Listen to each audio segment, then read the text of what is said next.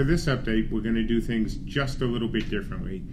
Instead of the usual talking head stuff, we're going to borrow a style that's been used in Zero Punctuation. Ben, total apologies. We won't do this again. Rooster Teeth, Steven Spielberg in Jurassic Park, and so many others, but especially Zero Punctuation. So guys, accept my apologies, but it's supposed to be a fun update, and this style just works beautifully.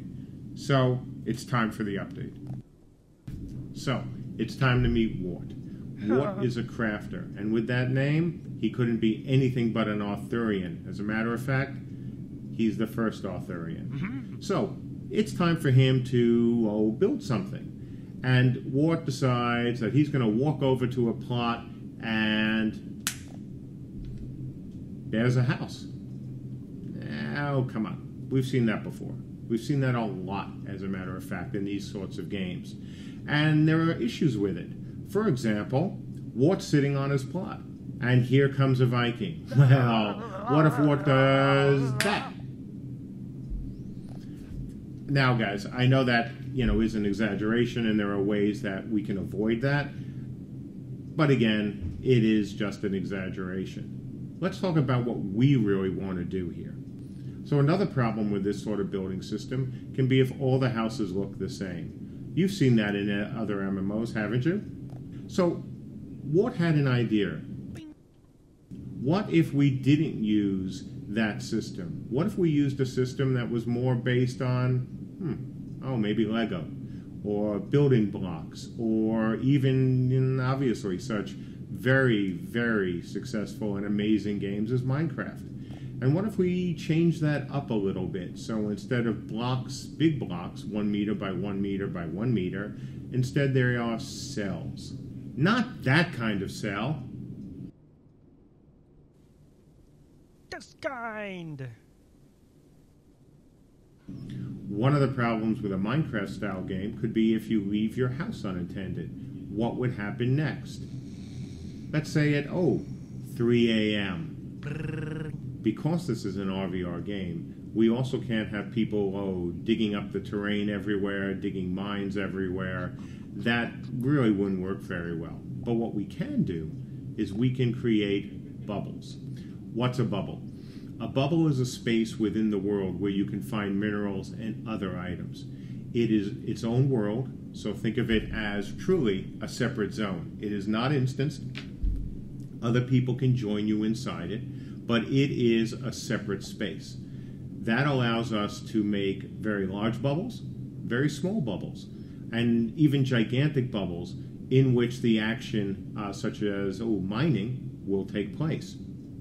One of these bubbles could be a gold mine. You and other members of your realm can go down and mine cooperatively. You can mine individually, of course, if no one else is there, but you can also mine in a group.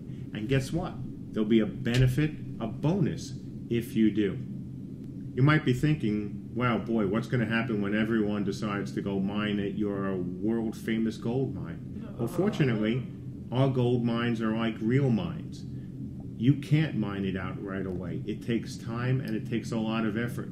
So you don't have to worry about being the first one to find it and the only one to exploit it. There's plenty to go around. Yay. There are other things besides mines. We also have stone quarries. We also have timber fields. And we also have a wonderful way to make bricks, very familiar to some. What does this add up to? It adds up that little Wart has his hands full with a lot of minerals, materials, and items. And all these are considered cells that are used in our building system. Now that Wart has all his materials, what is he going to do? Well, fortunately, there's a handy-dandy king who needs a castle built. So Wart goes over to the plot, uses all his materials. Again, think of materials as cells, as bricks, as blocks, to build the castle. Castle is built, the king comes over, the king pays him, the king is happy, and Wart is happy. But this is an RVR game, so what can happen? Oh, it's the Vikings!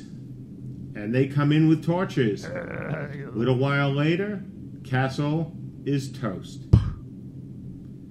Sad king. Sad Wart. But then Wart has an idea.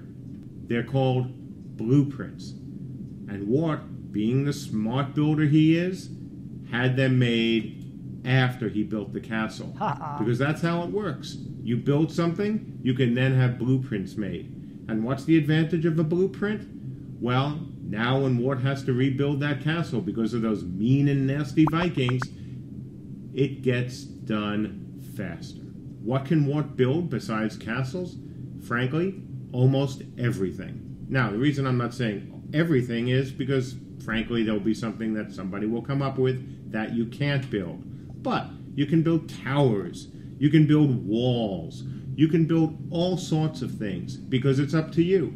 By placing these cells on a plot, Wart can build just about anything he wants. He can build them from blueprints, either ones that he created, or even ones that he's received from other players, or even from the realm itself. It's up to Wart. If he wants to play freeform building, he can do it. If he wants to use blueprints, he can do it. As a matter of fact, you can even combine the two. Using these cells, which can be of all different types of materials, you can create some pretty interesting things. Quack. Right now, I bet there's a whole bunch of our Living Large tier buyers who might be, a little concerned. Actually, I think they're a little angry. Don't worry, Living Large owners. We thought about this even before the Kickstarter started. First, you'll have special materials that cannot be crafted, so your house can look unique. Plus, you'll have special items, once again, that can't be crafted, that you can put in your house. Also, you'll have plans to your house, so when those mean and nasty Vikings come in, you can have that house rebuilt. And even better, you don't have to be a crafter. As we promised you, we will work with you on the house, we will give you the plans, and we will give you a key that will allow you to have that house built for you without having to spend either time or money. We always keep our promises.